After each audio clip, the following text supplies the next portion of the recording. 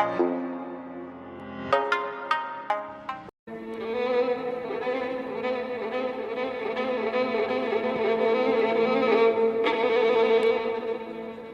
over this unhappy globe, there are heroic volunteers putting up a selfless battle on behalf of the wretched of the earth. But only one of these is considered to have invisible means of support, to be nothing less than a saint. What makes Teresa of Calcutta so divine?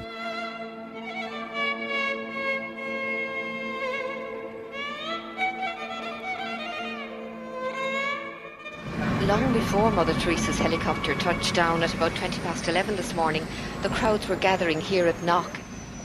Among all of you who have made this pilgrimage to Knock this afternoon, we are privileged to have with us as a special guest at this Mass a pilgrim who has come from afar, a woman whose worldwide symbol for goodness and holiness. Not many claims made by the Irish clergy are widely or uncritically accepted, even in Ireland. But the saintliness of an Albanian nun named Agnes Boiaciu is a proposition that's accepted by many who are not even believers. Mother Teresa herself receives extravagant adulation as no more than her due. Of all the women in recent history, no one has captured the public imagination like Teresa of Calcutta. I'm not being facetious, and I'm certainly making no comparison when I say that no woman has made such an impact here since Our Lady herself appeared in 1879. So how did this auction of hyperbole and credulity get started? In that year of grace, 1969, the scrupulously neutral and objective British Broadcasting Corporation permitted that old fraud and mountebank Malcolm Muggeridge to pay a devotional visit to the Calcutta Shrine. Well, Teresa, after I met you in London, really the only thing I wanted to do is to come and see you in your work here. Now I've seen it. And of course it's a shining light. Himself arrogant, almost to the point of humility, Muggeridge became persuaded that he and his team had become the divinely appointed instruments of what he claimed was the first television miracle. During Something Beautiful from God, there was an episode where we were taken to a building that Mother Teresa called the House of the Dying. And Peter Schaefer, the director, said, it's very dark in here, do you think we can get anything? And we had just taken delivery at the BBC of some new film made by Kodak, which we hadn't had time to test before we left. So I said to Peter, well, let's have a go. So we shot it. And when we got back several weeks later, a month or two later, we're sitting in the Rushes Theatre at Ealing Studios, and eventually up came the shots of the House of the Dying. And it was surprising. You could see every detail. And I said, that's amazing, that's extraordinary. And I was going to go on to say, 3 cheers for Kodak. I didn't get a chance to say that, though, because Malcolm, sitting in the front row, spun round and said, it's divine light. It's Mother Teresa.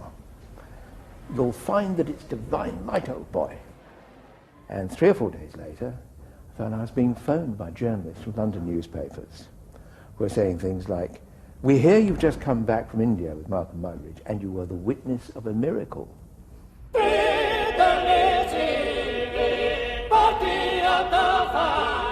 And a star was born.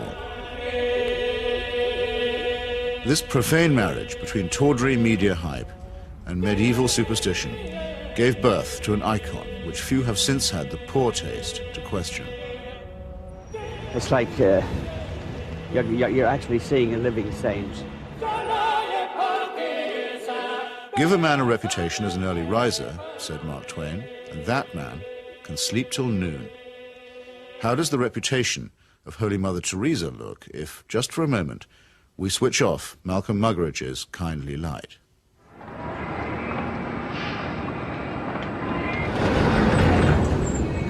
Mother Teresa is a Nobel Prize winner. She's a symbol. People in the West talk about her, so Indians adopt her at that level. The fact that what she does on the streets of Calcutta is really irrelevant to them. They couldn't care about it, and most of them don't even know. But Mother Teresa is the sort of figure you show to visitors. Mother Teresa's flagship institution is her home for the dying, a hospice which purportedly sweetens the last moments of otherwise destitute lives. My initial impression was of all the photographs and footage I've ever seen of Belsen and places like that, because all the patients had shaved heads. There are no chairs anywhere, there are just these stretcher beds, and they're like First World War stretcher beds. There's no garden, no yard even, no nothing. And I thought, what is this? This is 2 rooms with 50 to 60 men in one, 50 to 60 women in another. They're dying. They're not being given a great deal of medical care. They're not being given painkillers really beyond aspirin and maybe, if you're lucky, some Brufen or something for the sort of pain that goes with terminal cancer and the things that they were dying of. And I thought, what's the point? Right from the very beginning, I wanted to serve the poor purely for the love of God and to give them what the rich people get with money. I wanted to give to the poor for the love of God. They didn't have enough drips. The needles they used and reused over and over and over, and you would see some of the nuns rinsing needles under the cold water tap. And I asked one of them why she was doing it. And she said, well, to clean it. And I said, yes, but why are you not sterilising it? Why are you not boiling water and sterilising your needles? She says, there's no point. There's no time. Mother Teresa's cult of death and suffering depends for its effect on the most vulnerable and helpless, abandoned babies, say, or the terminally ill, who supply the occasions for charity and the raw material for demonstrations of compassion.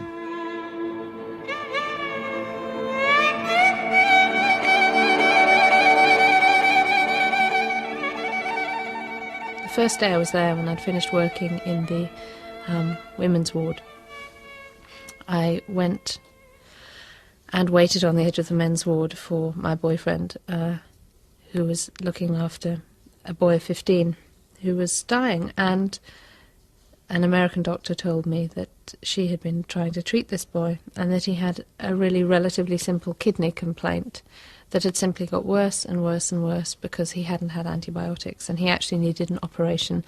I don't recall what the problem was. She did tell me. And she was so angry, but also very resigned, which so many people become in that situation. She said, well, they won't take him to hospital. And I said, why? All you have to do is get a cab, take him to the nearest hospital, demand that he has treatment, get him an operation. She said, they don't do it. They won't do it. If they do it for one, they do it for everybody. And I thought, but this kid's 15.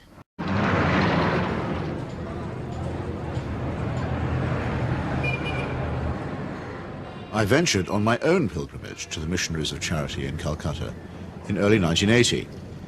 Who could fail to be touched by the work of the orphanage? Not I, though I did find myself a little put off by the mission's motto, he that loveth correction, loveth knowledge. Bit of a workhouse ring to that, perhaps. But it was Mother Teresa herself who completed the wreckage of the effect. As we stood by the tiny cots, she turned and said, this is how we fight abortion and contraception in Calcutta. Now, it might be argued that a campaign against family planning is low on the list of Calcutta's many pressing needs. But as a leading member of the Pope's fundamentalist tendency on matters of sex and procreation, Mother Teresa has made this single issue into her global crusade. The greatest destroyer of peace today is the cry of the innocent, unborn child. If a mother can murder her own child in her own womb, what is left for you and for me to kill each other? Tenderness about the unborn is an emotion that I share myself.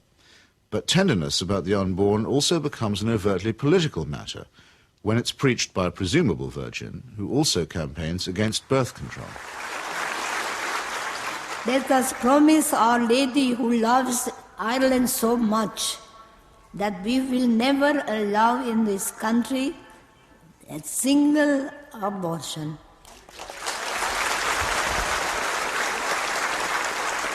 And no contraceptives. Mother Teresa has no politics, so she maintains, and so many people believe. But when she came to London in 1988, ostensibly as an advocate for the homeless, she bent the ear of the Iron Lady and sought to steer her to the support of a bill limiting abortion. The sponsors of that bill, who arranged the meeting, were in no doubt that her intervention was political. She's not a party political figure, but she's a political figure in the sense that, A, she is part of what may be called the Catholic agenda, the broader Christian right agenda, and the Catholic Church has been following what has generally been considered a hard-line approach under the present Pope. Now, she's part of that agenda, and that is fairly political agenda. I mean, you know, no abortion, opposition to birth control, ideas like that are fairly, you could say they would be contested in the political arena. And the second factor is that she is also part, if you like, of the Western agenda, where the West is still part of the third world. The rich world has a poor conscience. It wants, in fact it needs, to think that someone, somewhere, is doing something about the third world. And the Mother Teresa myth ministers to this desire. Here is a Western woman who has forsaken her life, albeit whatever life she might have had in Albania, you know, for sacrifice herself for the people of the third world. It makes the West feel better, you know. This is one of us again, once again rescuing the third world. Raising the roof. Yes, raising the roof. He's got his rations. Yes, so. he's got it, he's cleaning it. And then Pecho shop. In the subliminal appeal that she generates, there is something of the mission to the heathen, something of the old colonial outpost, and something of Florence Nightingale. While in the silent and abject demeanour of her patients, there is something of the deserving poor. The great white hope in this iconography takes on the big black hole. And the rewards are by no means all in heaven.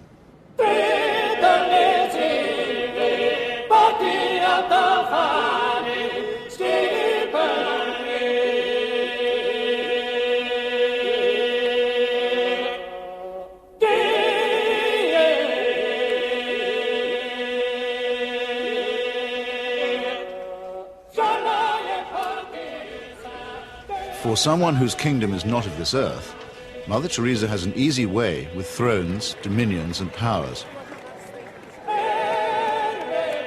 Why do the rulers of this sinful and selfish world find her so awfully congenial? Is it because she returns the compliment? She may or may not comfort the afflicted, but she has certainly never been known to afflict the comfortable. Some people see her here, posing with Ron and Nancy. In the truest sense, citizens of the world. Mother Teresa is.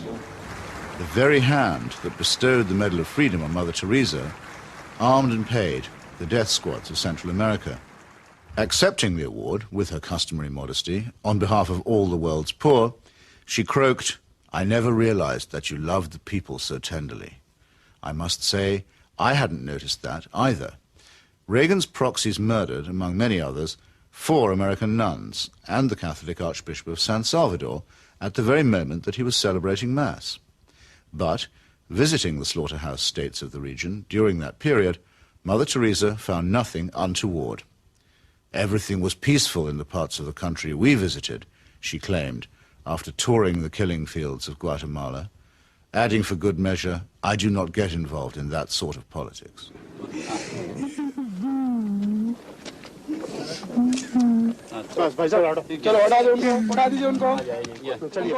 In 1984, a ghastly chemical spill from the Union Carbide plant in the Indian town of Bhopal took 2,500 lives and poisoned thousands more.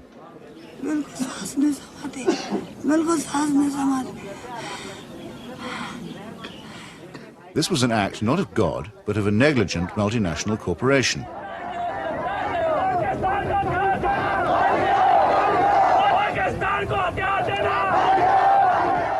Mother Teresa's advice to the angry victims? Forgive. Forgive. What Mother Teresa has done is she has accepted implicitly the idea that there's nothing much you can do for the poor except take them off the streets and, look after them. You cannot change their attitudes. You cannot make them feel that they have an ability, they may even have the means to improve and change their lives. She's not bothered with that agenda. She's only bothered with the agenda of trying to rescue their souls and make them a bit better before they go on to the eternal life, which is a very understandable, but in fact a very old-fashioned Christian idea. It is not a question of saying, how can we tackle the real problems of poverty?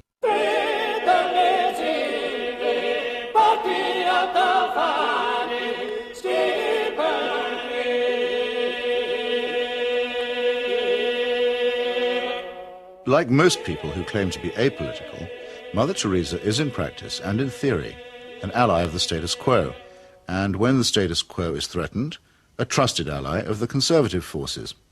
This places her in bold contrast to those, even among the religious, who have rejected the fatalistic and submissive conclusions about poverty that are promulgated by Catholic traditionalists like her.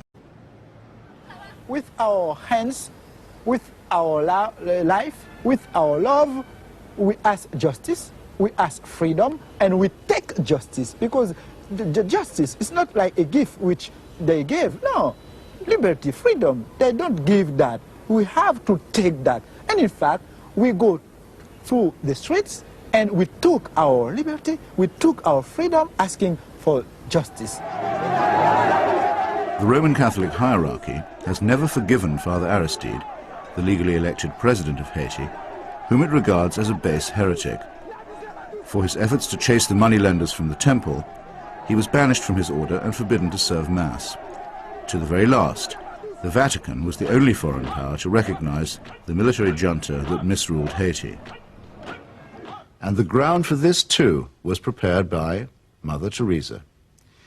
In 1980, she visited the island and accepted the Haitian Legion of Honor Award from Baby Doc Duvalier. She found much to praise in his corrupt, dynastic regime, telling astonished reporters that she had, quote, never seen the poor people being so familiar with their head of state as they were with the Duvaliers. It was a beautiful lesson for me, she simpered. I've learned something from it. The Haitian people, indeed, could not wait to get close to the Duvaliers, who in their turn moved forever to the French Riviera.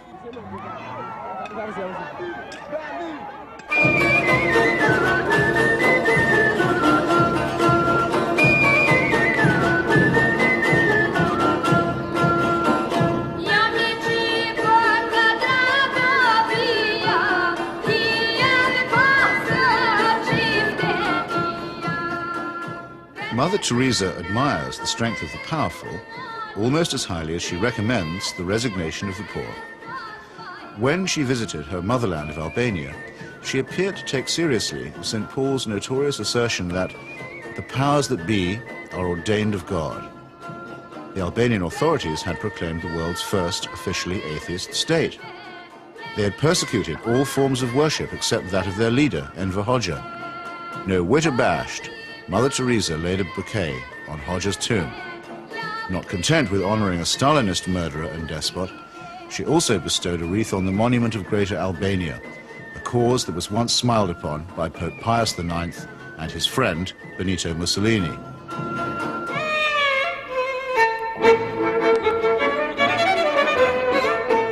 Albania is, for secular reasons, quite rich in orphans. So there was ample scope for an orphanage specialist to praise the institutions of the regime while keeping silent about its victims.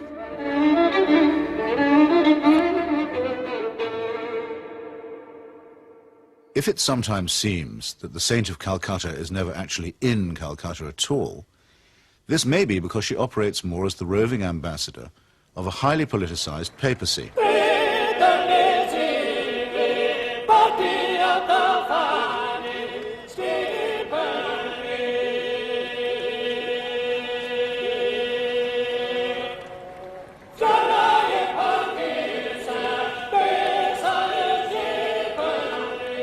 Vatican foreign policy has taken her from the shores of Lebanon, where the Roman Catholic militia perpetrated the mass murder at the Sabra and Shatila camps, to Nicaragua, where the Cardinal was the patron of the Contras, to Armenia, where she helped Mother Church gain a foothold in the Soviet Union.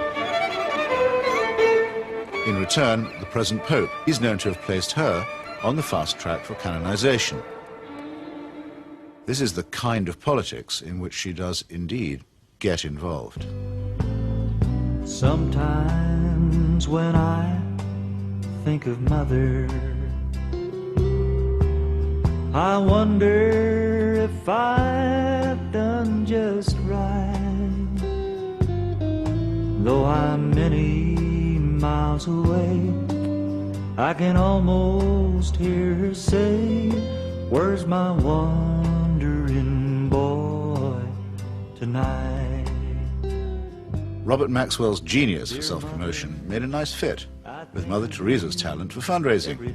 It became hard to decide which of the two was using which, or was it both? In the United States, Mother Teresa accepted well over $1 million from Mr. Charles Keating, a right-wing Catholic fundamentalist and anti-pornography crusader who was also a California savings and loan tycoon. Mr. Keating's problem was that he was using other people's money. He's now behind bars after the greatest scandal in American financial history. But while he was flying high, Mother Teresa flew right along with him. She got the use of his private plane. He got a personalized Mother Teresa crucifix, which he used to store up treasure on earth. Let's get him out of here. Why should the missionaries of charity have such a special vocation for work among the rich? And does Mother Teresa pick frauds because they need her help more than the honest billionaires?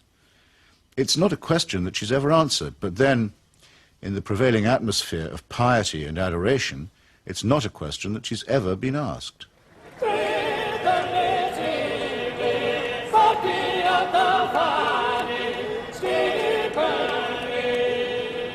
The Teresa cult is now a missionary multinational, with annual turnover in the tens of millions. If concentrated in Calcutta, that could certainly support a large hospital, and perhaps even make a noticeable difference. But Mother Teresa has chosen instead to spread her franchise very thinly. To her, the convent and the catechism matter more than the clinic. Now we are in 105 countries and we have 500 convents all around the world, without counting India. Beautiful.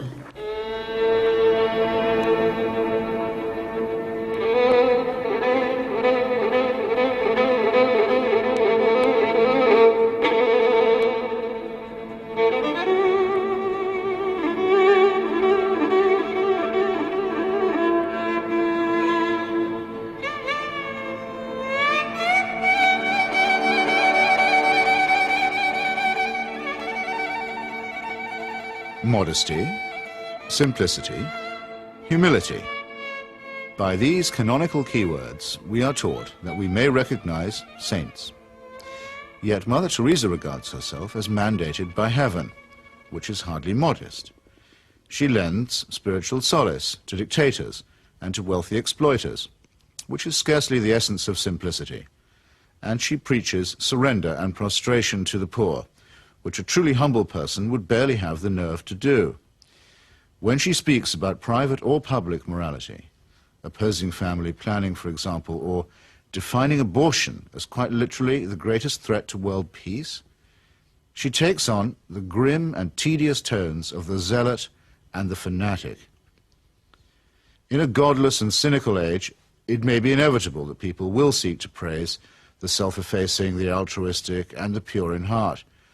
But only a complete collapse of our critical faculties can explain the illusion that such a person is manifested in the shape of a demagogue, an obscurantist, and a servant of earthly powers.